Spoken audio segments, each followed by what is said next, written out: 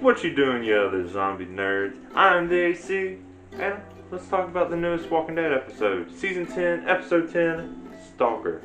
Now, my first question, and really the question that was burning in my mind the whole time, is there's apparently a tunnel that Beta uses to get from the middle of nowhere RV all the way to Alexandria.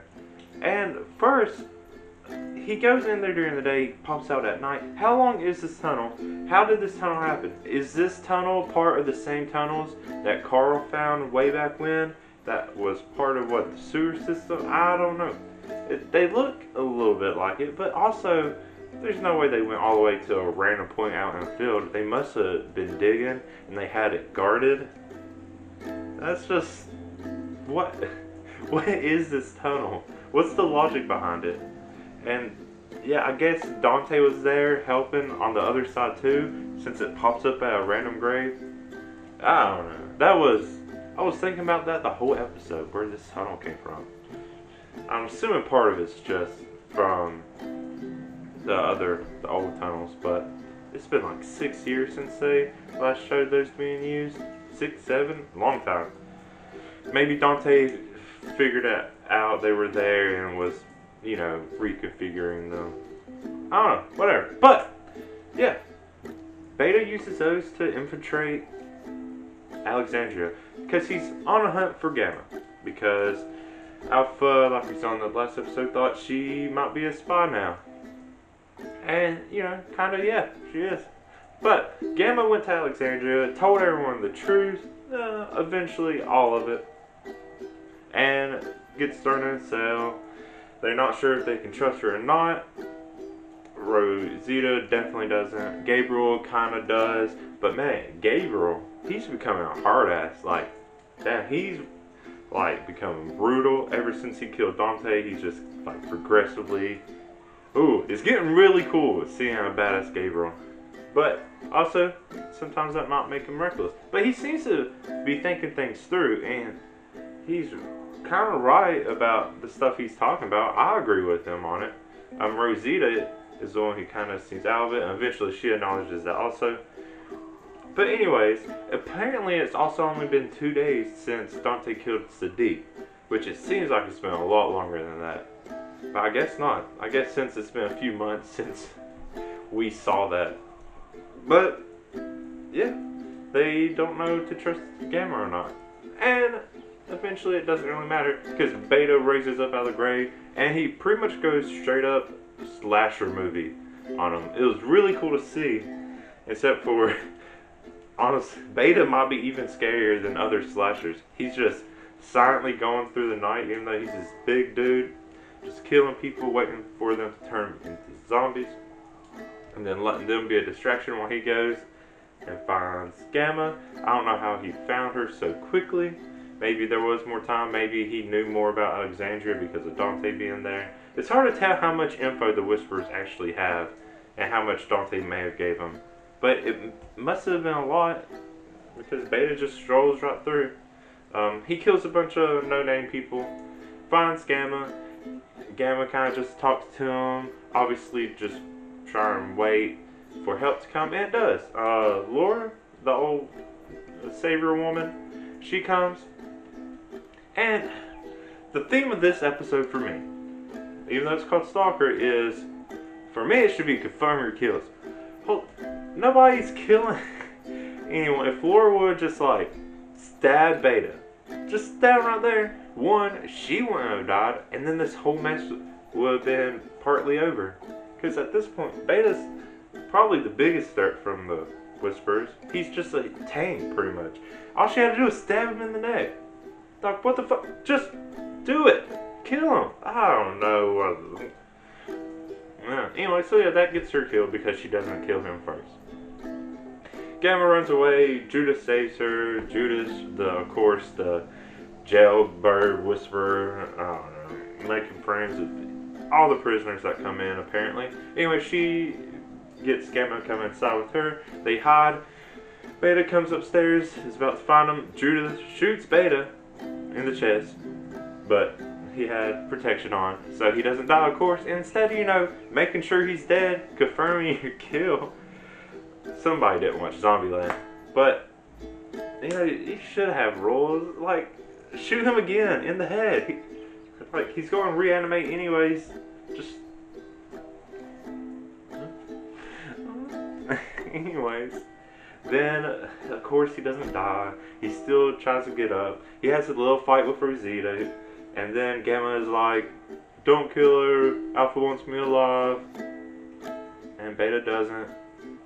And then they just leave like nothing. Like, that made no sense. They just stroll out Alexandria. Is that what happened? There was nothing else? What the fuck?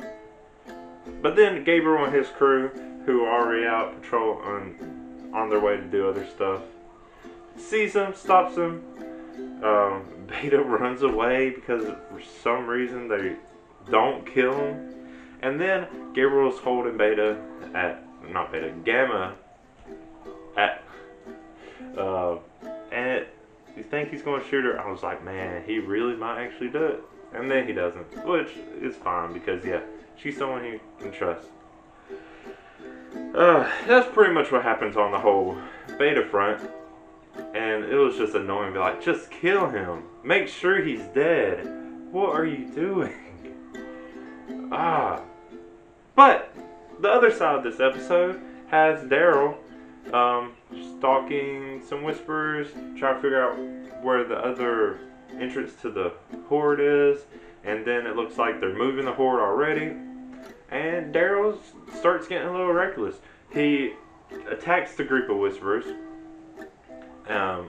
And, there's more of them than him. And he gets cut up a bit. He literally sees red at one point. And he takes care of all the Whisperers except for one. He has it pinned to the ground. And he's trying to question this Whisperer. And he should have just killed him. Especially once I realized who it was. I didn't realize it while they were fighting. But that Whisperer was Alpha. He could have just killed her right then. It pretty much would have all been over. Because the Whisperers probably would have fell apart. Because as intimidating as Beta is, I don't think he could completely lead the rest of the Whisperers. He could have ended right there. But no, of course not. Of course he didn't. Because he was reckless on it. Attacking that many anyways. But I don't know, he's desperate. I guess he really wants to save Connie, maybe Magnet, I don't know. But, he ends up getting stabbed in the eye. He runs to a gas station. He kind of collapses there. Alpha also goes after him, lures some zombies in after him. Daryl's able to kill all the zombies, but he has to rip the knife out of his leg to kill the last one. And you literally just see blood spurting, which I really think Daryl would have bled out for how long he was laying there. Beta, who didn't look that beat up, for some reason seemed really beat up. I don't remember exactly what Daryl did to her, but it didn't seem as bad as what Daryl had. Maybe Alpha's just a wimp because nothing really happens to her. But she does go on talking about how the pain makes her stronger. And even while she's like laying there, not barely able to move, she's like, I'm stronger. That's like, no, you're not. But the part I've been waiting for, because I realized that watching the last episode, where the f did Lydia go? And what is she doing? Apparently she comes up, she talks to her mom, and at first I thought maybe this is just an illusion. Maybe Alpha is close to dying. I didn't think she was going to die right then, even though that would have been a weird spot. Of course Daryl's not going to die right then too. Turns out Lydia was real. Alpha tried to get Lydia to kill her to make her stronger too. And Lydia was like, I'm not going to do it your way. Apparently she helps Daryl, somehow is able to patch him up and drag him out to wherever, even though she's a little girl and he's a man. Like pretty much bigger than her. But yeah, that's pretty much it for this episode. Man, the thing that just bothered me this episode is kill the people. Like, when do they start becoming, like, soft-hearted? When do they start being more merciful? Or maybe dumb? kill your people, make sure they're dead. You would stop other people from dying. You know, kill the right people. And those right people to kill are all the whisperers. I don't know. But that's what I gotta say about this episode. Really bugs me, but whatever. They do whatever. You know, you gotta keep some people alive for story reasons.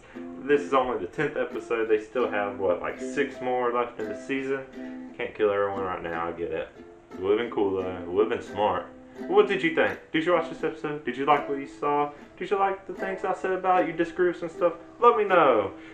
Leave some comments. If I mix anything up, let me know. I don't care. We can talk about it. I like talking about zombie stuff, especially Walking Dead. But if you like what I said and you like this video, actually like the video. If you want to see me talk more about The Walking Dead, because I definitely am going to every week. Talk about next episode. And yeah, you can watch Talking Dead, but Talking Dead's like almost 4 times as long as this 10-ish, 11-ish minute video, whatever. Go ahead and subscribe to my channel. I talk plenty. Sometimes more than I want to.